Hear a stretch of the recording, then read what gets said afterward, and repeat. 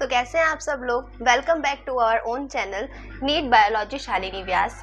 तो हमने जब बायोलॉजिकल क्लासिफिकेशन का चैप्टर स्टार्ट किया था तो हमने उसके बेसिक जो भी थे, कौन कौन से साइंटिस्ट आए थे, देन आर.एच. विटेकर आए थे, किसने कितने किंगडम का क्लासिफिकेशन दिया था, 5 किंगडम क्लासिफिकेशन जो था वो किस किस के ऊपर बेस्ड था, देन मोनेरा किंगडम के अंदर हमने क्या क्या पढ़ा था, बैक्टीरिया पढ़े थे, सोल मेंबर थे, Archie bacteria, you bacteria, protista हमने पूरा कंप्लीट कर लिया था। आज का टॉपिक है फंजी। किंगडम फंजी को हम इस वीडियो में पूरा कंप्लीट करेंगे, क्रिस्टल क्लियर करेंगे। एंड देन नेक्स्ट वीडियो और इस चैप्टर की लास्ट वीडियो होगी जो होगी एनिमल्स, प्लांट और वायरस, लाइकेन, इन सब के ऊपर बेस।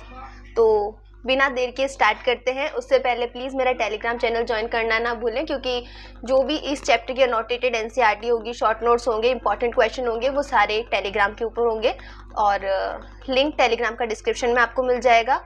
उसके अलावा चैनल को सब्सक्राइब करना ना भूलें। Let's get started. तो फंजी हमें जैसे कि पता है कि हेटेरोट्रॉफिक ऑर्गेनिज्म होते हैं, मैंने बताया था। तो फंजी होते हैं और जो प्लांट के अलावा लाइक फंजी और एनिमेलिया, ये दो ही किंगडम पूरी 5 किंगडम क्लासिफिकेशन में ऐसी हैं जो सिर्फ और सिर्फ हेटेरोट्रॉफिक ऑर्गेनिज्म को पोसेस करते हैं। मतलब इनके अंदर कोई भी फोटोसिंथेटिक ऑटोट्रॉफ, कीमोसिंथेटिक ऑटोट्रॉफ यानी कोई भी ऐसे ऑर्गेनिज्म नहीं होंगे जो अपना खाना खुद बनाएंगे। ठीक है।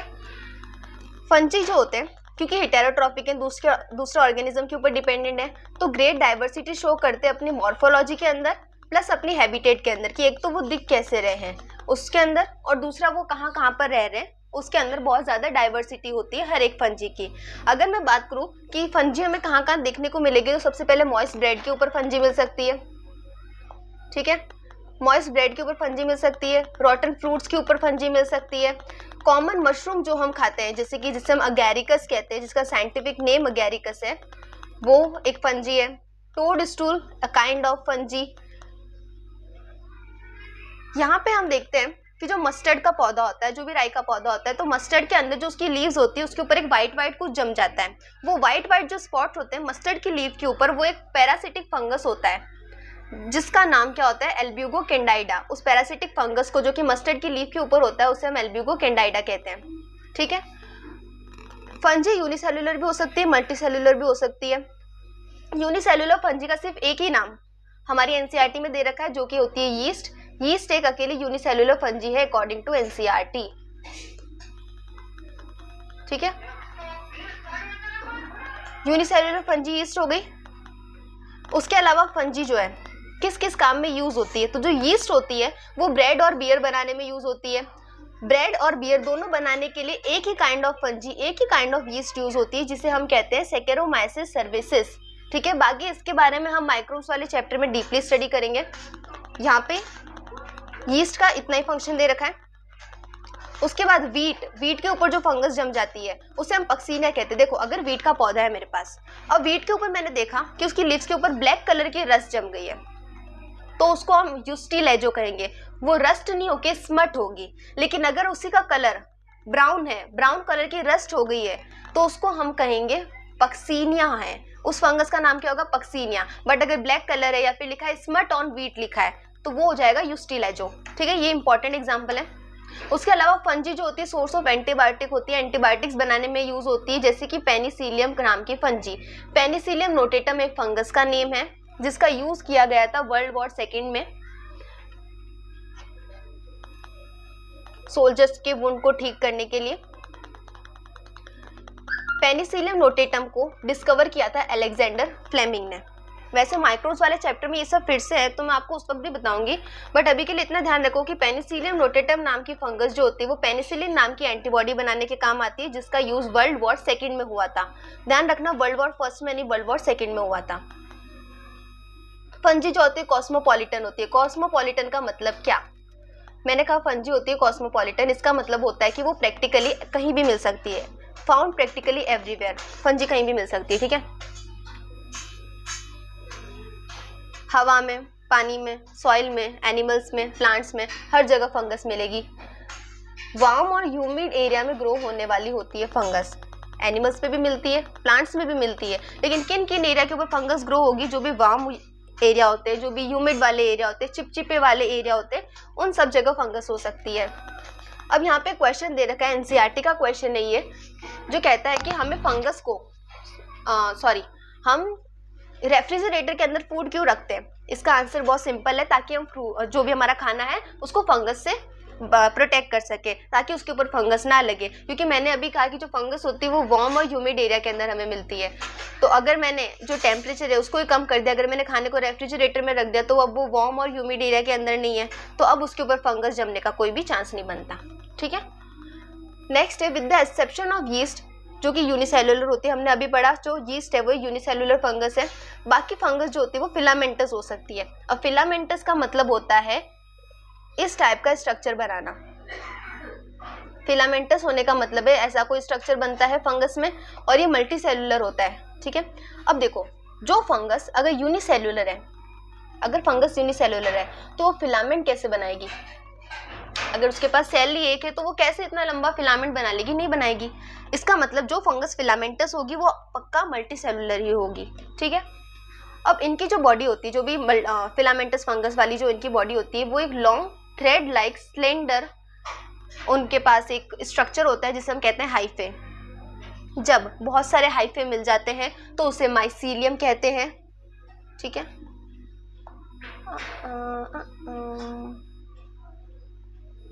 ठीक है, हाइफे मिलके नेटवर्क ऑफ हाइफे बनाते हैं जिसे माइसीलियम कहते हैं। कुछ हाइफे जो होते हैं, अगर हाइफे एक कंटिन्यूस ट्यूब की तरह है जिसके अंदर बहुत सारे न्यूक्लियस हैं और वो एक मल्टी न्यूक्लिएट कंडीशन शो कर रहे हैं साइटोप्लाज्म के अंदर, मतलब ऐसा लग रहा है कि भाई उनके पास ना एक के बाद एक न्यूक्लियस है लेकिन बीच में कोई भी डिवीजन नहीं है, तो उस केस में हम जो हाइफे होगा वो उसको सिनोसिटिक हाइफे कहेंगे।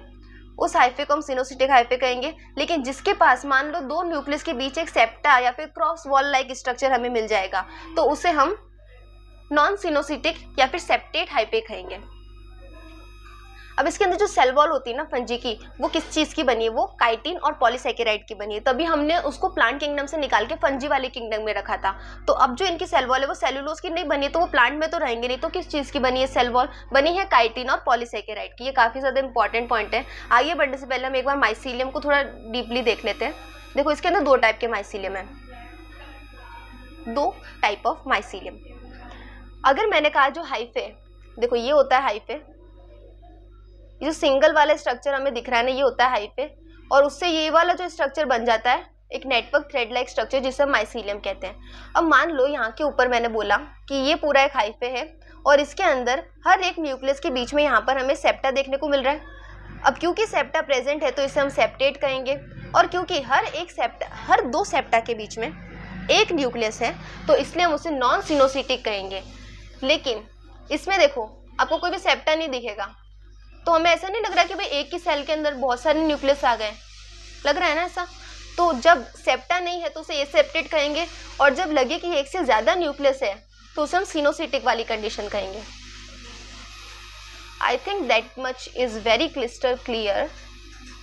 Next proceeding toward mode of nutrition in fungi. अब फंजी में किस टाइप का मोड ऑफ न्यूट्रिशन हमें देखने को मिलता है। तो फंजी मैंने पहले ही कह दिया था हेटेरोट्रॉफिक होती है। ठीक है, हेटेरोट्रॉफिक होती है यानी कि अपना खाना खुद तो बिल्कुल भी नहीं बना सकते। फंजी जो होती है वो एब्जॉर्ब करती है सॉल्यूबल ऑर्गेनिक मटेरियल को, किससे, डेड सब्सटेंस से लेके। जो फंजी डेड सब्सटेंस के ऊपर डिपेंड करेगी अपने न्यूट्रिशन के लिए वो हो जाएगी हमारी सैप्रोफिटिक वाली फंजी। ठीक है, और जो फंजी लिविंग प्लांट या एनिमल के ऊपर डिपेंड करती है वो हो जाएगी पैरासिटिक वाली फंजी। अब मैंने बोला कि फंजी जो होती है ना वो सिम्बायोटिक रिलेशन शो कर रही है। अगर मैंने बोला फंजी प्लस एल्गी दोनों मिला के लाइकेंस बनाती है, तो ये सिम्बायोटिक रिलेशनशिप है। इसमें मतलब ऐसा नहीं होता है कि कोई एक के ऊपर डिपेंडेंट है।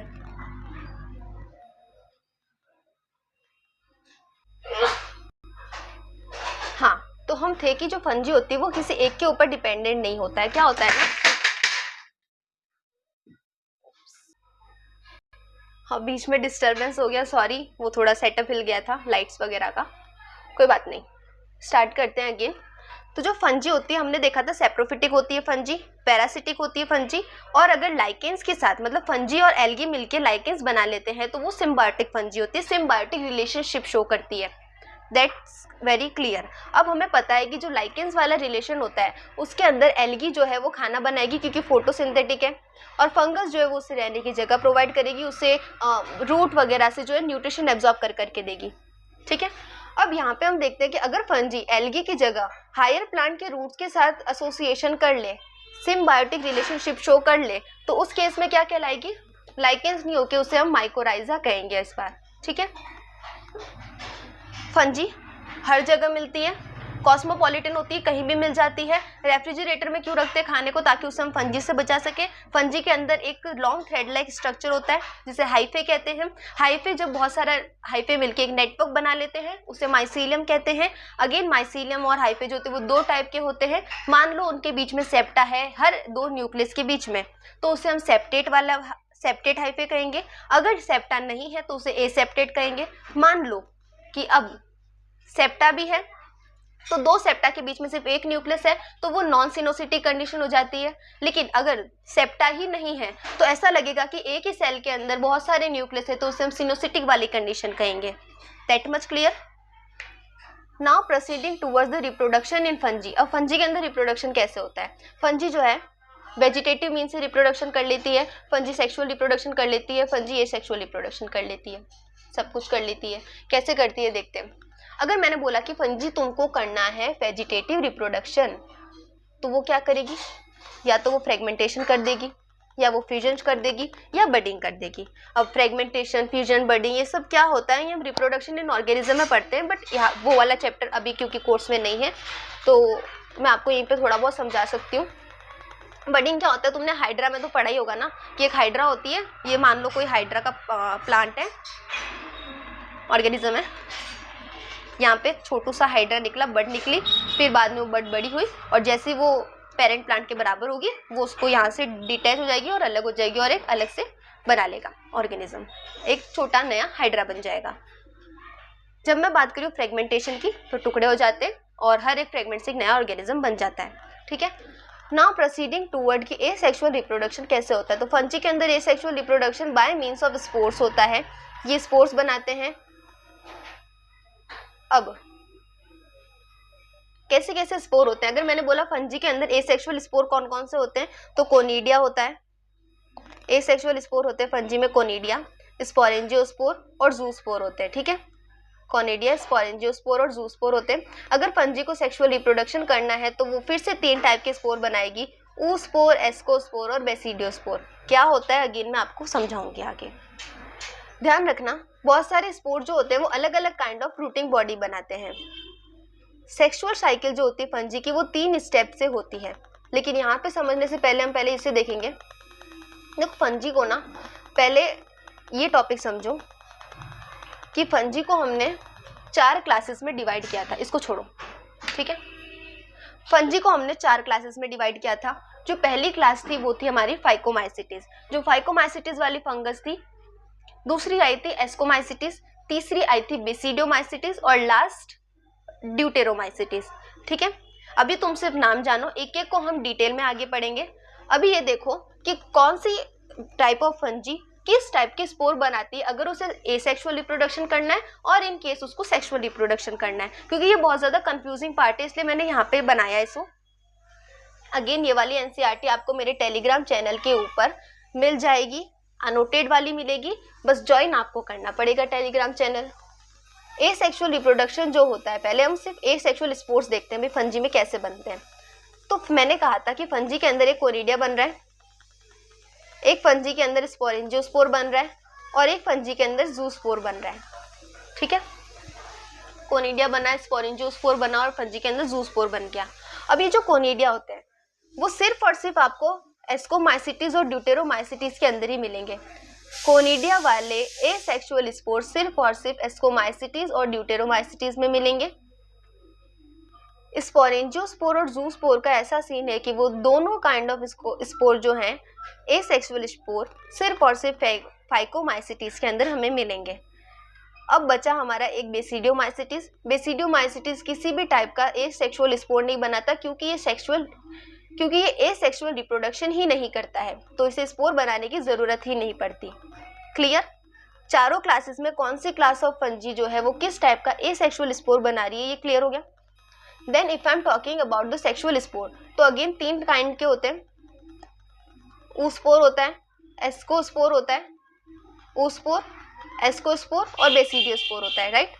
अब इसके अंदर एस्कोस्पोर, तुम्हें नाम से नहीं पता चल रहा एस्कोस्पोर है तो एस्कोमाइसिटीज के अंदर बनेंगे, ठीक है। एस्कोमाइसिटीज में क्या बनते हैं, हमारे एस्कोस्पोर बनते हैं। अब बचा हमारा बेसिडियोस्पोर। अब ये जो बेसिडियोस्पोर है ये बनेगा बेसिडियोमाइसिटीज की क्लास में।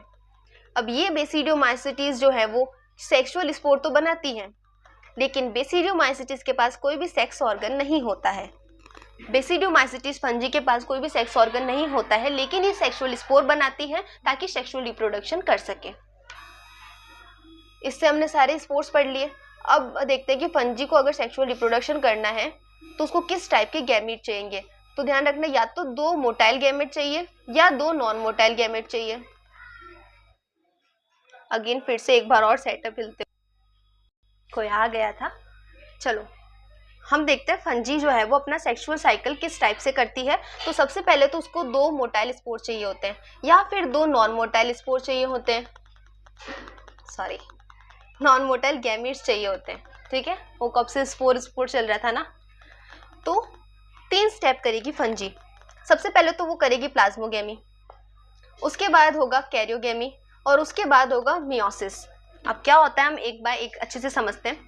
प्लाज्मोगेमी क्या होता है, जब फंजी 2 फंजी अपने अपने प्रोटोप्लाज्म को मिलाएगी, या तो 2 फंजी के दोनों मोटाइल गैमेट मिलाएंगे या दोनों नॉन मोटाइल गैमेट मिलाएंगे।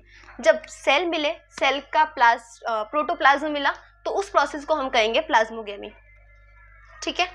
लेकिन अभी तक क्या हुआ, सिर्फ और सिर्फ सेल मिले हैं, प्रोटोप्लाज्म मिला है, दोनों के न्यूक्लियस नहीं मिले। जब इनके न्यूक्लियाई मिल जाएंगे तो हम इनको कह देंगे कैरियोगेमी हो गई है, ठीक है। उसके बाद हम देखेंगे कि कैरियोगेमी हो गई, अब हमारे पास मियोसिस करनी पड़ेगी। कैरियोगेमी होती जो है 2n बन जाएगा। जब कैरियोगेमी हो जाएगी ना तब 2n बन जाएगा। तो अब उस 2n को हैप्लॉइड स्पोर बनाने के लिए, 2n से n बनाने के लिए हम कौन सा डिवीजन करते हैं, मियोसिस करते हैं। तो अब जाइगोट के अंदर मियोसिस करवाएंगे, जाइगोट में मियोसिस होते ही हम हैप्लॉइड स्पोर बना देंगे। अब अगर किसी को ये वाला प्रोसेस यहाँ पे समझ में नहीं आया है, कोई बात नहीं, यहाँ से समझते हैं। एक second,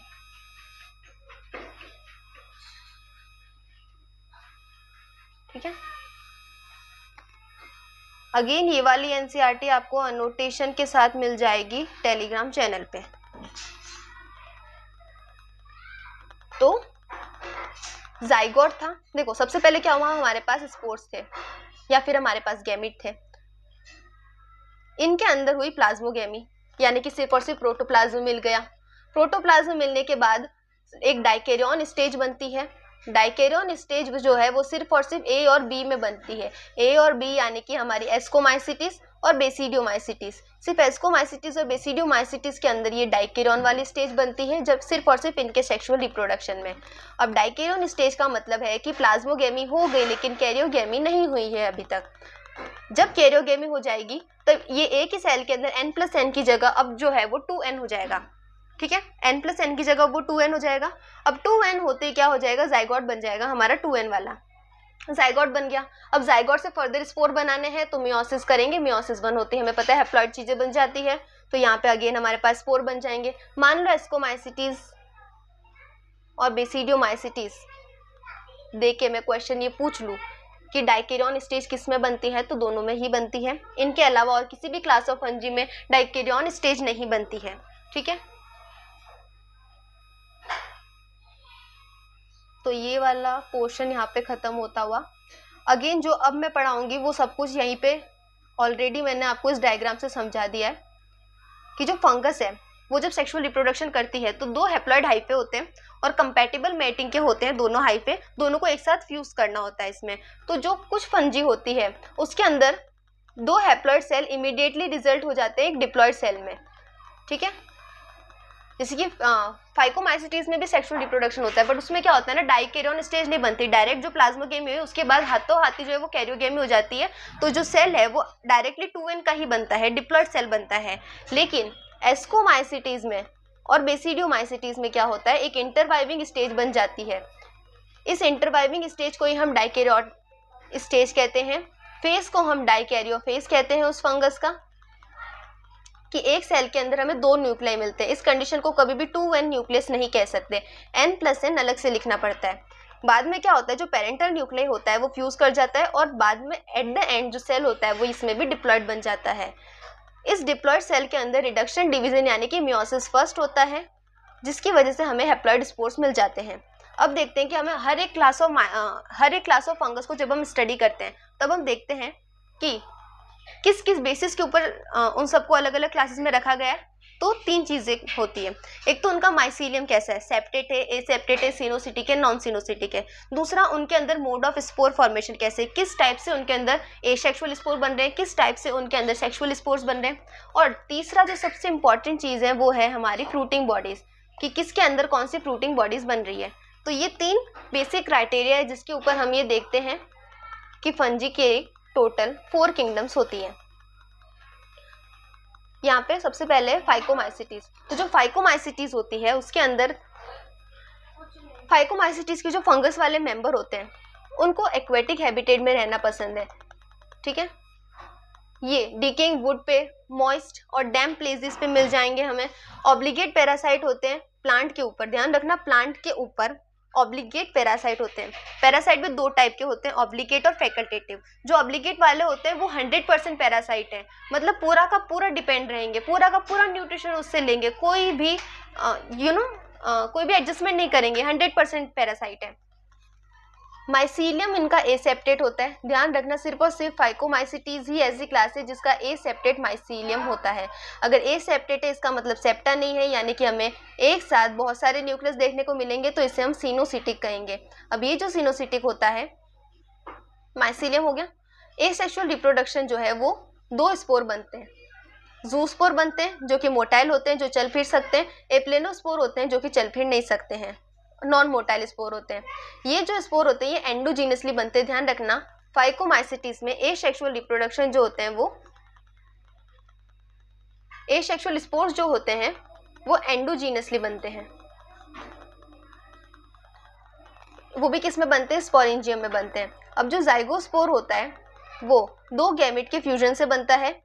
gametes are similar in the morphology. अब इनके जो सेक्सुअल वाले स्पोर होते हैं, जो गैमेट होते हैं, अगर वो सिमिलर इन मॉर्फोलॉजी मतलब दिखने में बिल्कुल सेम है, सेम साइज है, तो उन्हें हम आइसोगेमी कहेंगे, आइसोगेमस कहेंगे, और जो प्रोसेस होगा उसे आइसोगेमी कहेंगे। अगर वो डिसिमिलर है तो उसे हम एनिसोगेमी या फिर ऊगेमी, और जो गैमेट्स हैं उन्हें अनिसोगेमस या फिर ऊगेमस कहेंगे। अब अनिसोगेमस और ऊगेमस क्या सेम होते हैं? बिल्कुल नहीं। अनिसोगेमस में क्या होता है ना, जो फीमेल होती है वो बड़ी होती है, जो मेल होता है वो छोटा होता है, लेकिन दोनों मोटाइल होते हैं। ऊगैमस में फीमेल बहुत बड़ी होती है क्योंकि उसे खाना स्टोर करना है, और जो मेल है वो छोटा होता है। लेकिन मेल है क्योंकि वो छोटा है तो वो चल फिर सकता है, लेकिन ऊगैमी में जो फीमेल होती है वो बड़ी होती है, वो नहीं चल फिर सकती, उसके पास कोई भी फ्लैजिला नहीं होता है चलने फिरने के लिए। तो फीमेल नॉन मोटाइल होती है, मेल मोटाइल होता है ऊगैमी में। एग्जाम्पल क्या, फाइकोमाइसिटीज के राम, सिंपल ट्रिक है राम, यानी कि राइजोपस, एल्ब्यूगो और म्यूकर। राइजोपस एक ब्रेड मोल है, फंगस है, और एल्ब्यूगो कैंडाइडा मैंने बता ही दिया था, मस्टर्ड की लीफ के ऊपर जो व्हाइट रस्ट हो जाती है वो एल्ब्यूगो कैंडाइडा की वजह से होती है। अब है एस्कोमाइसिटीज। एस्कोमाइसिटीज को हम सैक फंजी भी कहते हैं। एस्कोमाइसिटीज मोस्टली इसके अंदर मल्टी सेलुलर वाली फंजी आती है, जैसे कि हमारी पेनिसिलियम नोटेटम, जिससे हमने पेनिसिलिन नाम की एंटीबॉडी बनाई थी जो वर्ल्ड वॉर 2 में यूज की गई थी। लेकिन कभी कभी यूनिसेलुलर फंजी यीस्ट भी एस्कोमाइसिटीज के अंदर आती है, क्योंकि यीस्ट एक एक्सेप्शनल फंजी है, इसलिए हमें स्पेशली याद रखना चाहिए कि जो यूनिसेलुलर फंजी है वो एस्कोमाइसिटीज के अंदर आती है। यीस्ट को हम सैकरोमाइसिस सर्विसेज भी कहते हैं। एस्कोमाइसिटीज जो होती है वो सेप्रोफिटिक होती है, यानी कि डेड और डिकेइंग के ऊपर अपना न्यूट्रिशन लेती है। डीकम्पोजर्स होती हैं, यानी कि अगेन डीकम्पोज करेंगी चीज़ों को, ऑर्गेनिक मैटर को, और उसे इनऑर्गेनिक में कन्वर्ट करेगी। पैरासिटिक होती है, डिपेंडेंट होती है। कैप्रोफिलस क्या होती है, एस्कोमाइसिटीज वो फंजी होती है जो गोबर के ऊपर ग्रो होना शुरू कर देती है, ग्रोइंग ऑन डंग। अब एस्कोमाइसिटीज का माइसीलियम कैसा होता है, मैंने कहा था माइसीलियम एसेप्टेट होता है सिर्फ और सिर्फ हमारे फाइकोमाइसिटीज में, तो ब्रांच्ड होगा और एसेप्टेट होगा एस्कोमाइसिटीज में। ठीक है। ब्रांच्ड और एसेप्टेड होगा किसमें, एस्कोमाइसिटीज में। हाँ, एसेक्सुअल स्पोर जो होता है वो कोनिडिया होता है इसके अंदर, और ये एक एक्सोजीनस स्पोर है। इसके अंदर जो माइसीलियम होता है उसे हम कोनिडियोफोर कहते हैं। सेक्सुअल स्पोर जो होता है उसे एस्कोस्पोर कहते हैं, और ये एंडोजीनसली होता है। अगेन मैं फिर से समझाऊंगी एक्सोजीनस एंडोजीनस का क्या मतलब है। अभी यहाँ पे देखो कि जो सेक्सुअल स्पोर्स होते हैं उसे हम एस्कोस्पोर कहते हैं, और ये एंडोजीनसली प्रोड्यूस होते हैं। किस में बनते हैं, एक सैक लाइक स्ट्रक्चर में बनते हैं जिसे हम एस्काई कहते हैं, और अगर एक ही है तो उसे हम एस्कस कहते हैं। इसकी जो फ्रूटिंग बॉडी होती है वो एस्कोकार्प कहलाती है। अगेन एग्जाम्पल से पहले यहाँ पे देखो मैंने कहा था जो एसेक्सुअल स्पोर होते हैं वो कॉनिडिया होते हैं और वो एक्सोजीनस होते हैं। इसका क्या मतलब, ये देखो ये होता है हमारा कोनिडिया, इसके अंदर ये स्पोर्स दिख रहे हैं, ये होता है कोनिडिया। अब ये हमारे एक्सोजीनस है, ठीक है। लेकिन जो मैंने कहा एस्कोस्पोर्स जो होते हैं, ये देखो एंडोजीनस। तुम्हें नहीं लग रहा है ये सैक लाइक एस्कस के अंदर है, तो अंदर है तो एंडोजीनस, ये बाहर है तो ये हो जाएंगे हमारे एक्सोजीनस, ठीक है। अब इसके डायरेक्ट एग्जांपल है एस्परगिलस, कैल्विसेप्स, न्यूरोस्पोरा।